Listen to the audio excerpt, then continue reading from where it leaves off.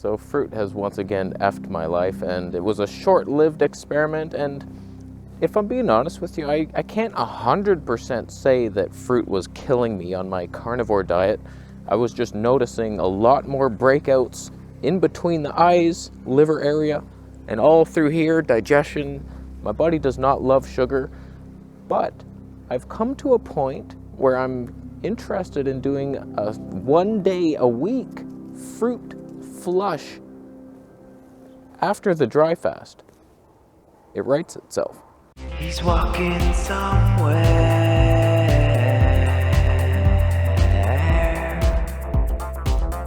So basically, I was carnivore for 5 months, and I had almost reached a stage where I was like, I have nothing left to heal. I feel fantastic. There's no reason other than ethical debates we can have at a future date. Carnivore is my truth, and I don't know why, but I got deviated because I had sushi one time and it effed my face, and I was like, I'm too sensitive, this isn't right.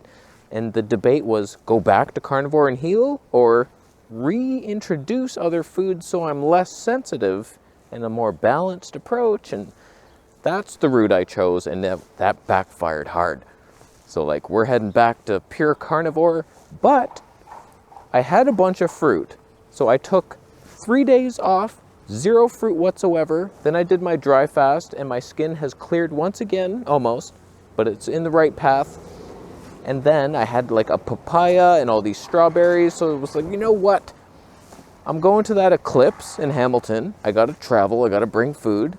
What I brought was that papaya cut up, bunch of strawberries, that was 1 dish, and then 3 cans of salmon with some beef fat and an avocado. Dare you dream that meal? Are you even dreaming it? It's a good meal. Let me tell you what was so amazing about this meal and why I think it will probably fail me hard in the future anyway. So I dry fast every Sunday, no matter what, just 1 day dry fast. I eat 1 meal a day anyway, so it's 6 meals a week, and I love that Sundays are just a dry fast for God. It's up to you now, God. It's just, you reset. You retweak things. It's a beautiful thing to just dry fast. Okay, let's do better than we did last week. Whatever you added, the fruit, let's cut those out. You reevaluate your whole week after the dry fast. It's fantastic. After that dry fast, wouldn't you think that hydrating the body is a good thing? What's the most hydrating food possible? You would think it's fruits. That's where we might hit a little speed bump in this whole thing. So I'm on that go train, and I'm eating my papaya and the strawberries. When I break my dry fast, it's just with water and electrolytes, and I'm just like drinking throughout the day. And now I'm adding the fruit meal. Hopefully I can even exit on this street. Where the hell am I? Oh, you take new paths and you get lost.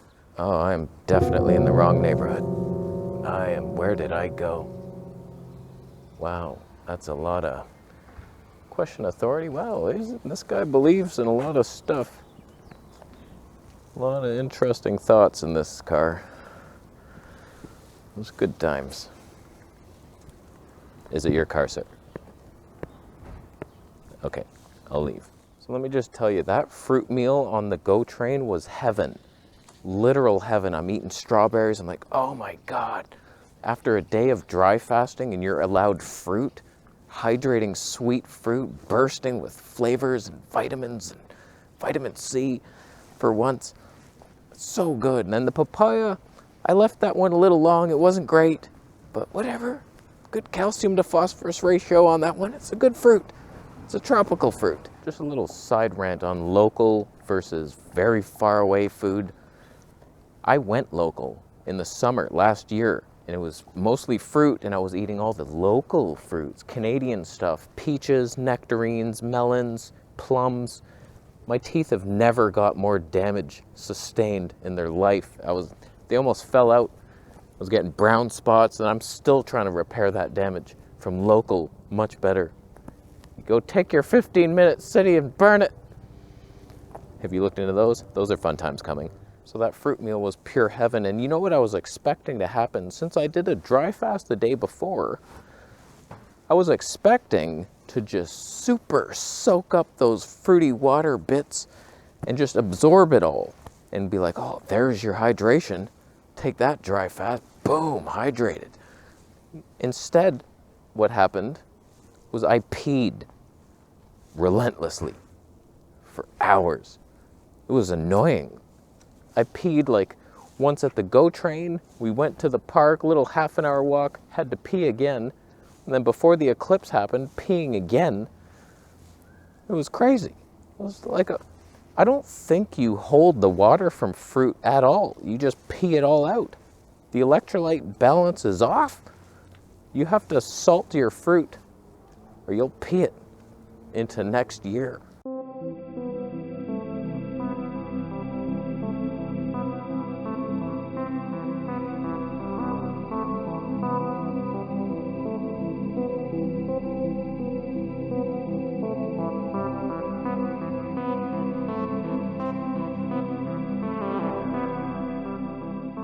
That was close. He was speeding. He was trying to hit me. I'll never be hit.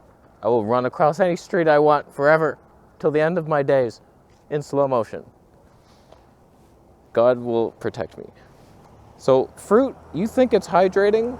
You're kidding yourself. Ask fruitarians their number one odd and annoying symptom, and it's that I pee every hour, if not less, more often, less time per peeing out. Usually when I break my dry fast with just meat and fat, I'm not like super thirsty after. I'm not peeing 100 times. It's just soaks up. It's good. Fat is hydrating. It's very, when you go on a dry fast, you create water from your fat. So imagine eating lots of fat, your body creates water whenever it needs. So it's like, it's perfect. So this 1 day a week experiment that I'm embarking on, we'll see what happens. If my skin starts getting worse and it's just one fruit meal a week, then I'm out. But like, it would be so nice. In summer, it's like, okay, cantaloupes, yes. And then I'll do 2 meals that day. Little fruit meal, hydrate, and pee. And then boom, meat meal. Not bad. And I tell you, I think it's true that carnivores can't be burnt by the sun. I was out in that eclipse and I got home and I was quite red. Put some aloe on the next day, I don't even see the tan. I don't know, man. Carnivores, I keep hearing it from you guys saying like, I can never burn. I'm out in the sun all day long, don't even tan. It's like so protective. I don't know what that is. If certain plants just make you photosensitive or something, and avoiding all plants just, but I feel like eating fruit every day, that's too much sugar for me, too much fiber, I don't need it. But once a week, you might be onto something there. Because I know a lot of keto people, they carb up for a day. It's cheating, it's lying. I don't think that's why I'm doing it. I just want to enjoy something different and get the fruit frequencies into my body. Spiritual frequencies of the sacred geometric patterns of fruit for knowledge and wisdom. Not even for the body. I don't care if my body, that's glass. It fell from our dome. It's green glass from the dome. The eclipse must have cracked it or something. But other than the peeing nonstop, I felt pretty darn good. And it was a very enjoyable meal. And I waited like 2 hours and then had my salmon. It was good times. I could totally see that being the diet of the future. But right now, the fruit is still effing me, the sugar. So try it once a week. See what happens. So let me know your experiences eating fruit, coming from a carnivore type diet. Did it screw with you? Did you get acne, bloating, everything's just terrible? I tell you, bowel movements can be pretty darn good on super just meat and a bit of avocado and olives. Things are flowing sometimes, most of the time. How you doing? So do you agree with my 1 day a week fruit fast? That's not why you're thumbing it down, by the way. You're thumbing it down because whenever you see a bee on a dandelion, you pee on it. It's because you're a fruitarian and you don't realize that without the bees, you wouldn't have the fruit to make the pee, to pee on your creator. So, bees vibrate and levitate. I'll leave. How you doing? You subscribing for more videos? See you next.